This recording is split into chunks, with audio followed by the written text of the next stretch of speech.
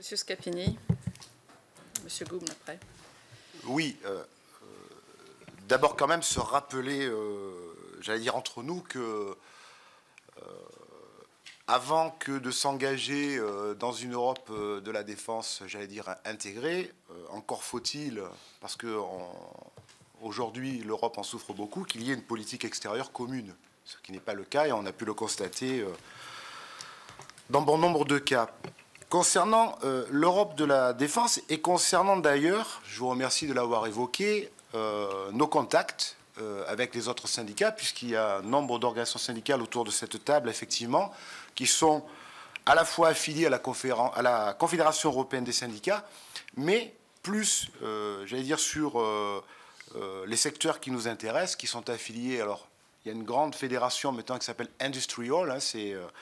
une fédération européenne de l'industrie, d'une part, et ensuite, il y a une fédération européenne,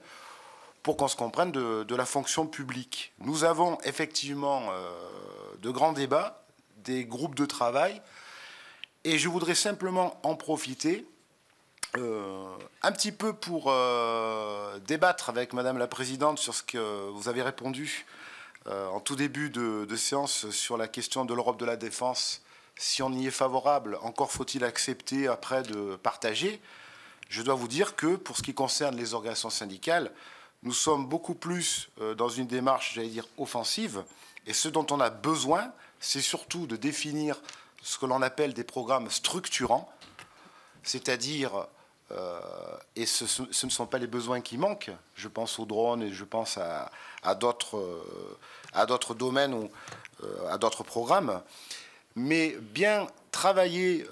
à la fois une collaboration, une mutualisation en matière de recherche, d'innovation, pour définir et s'engager dans les besoins de demain. C'est beaucoup plus important que finalement d'être dans une forme de position défensive qui consisterait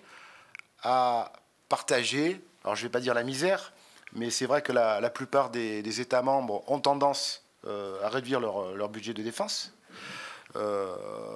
Il serait pour le moins extrêmement préoccupant, et on s'est toujours,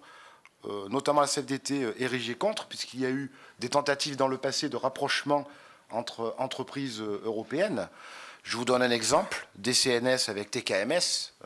pour ce qui concerne le secteur de la navale, mais on pourrait prendre la même chose au niveau de l'armement terrestre, entre Krauss-Maffei côté allemand et Nexter. Si on est dans une démarche simplement que de rapprocher des entreprises sur des produits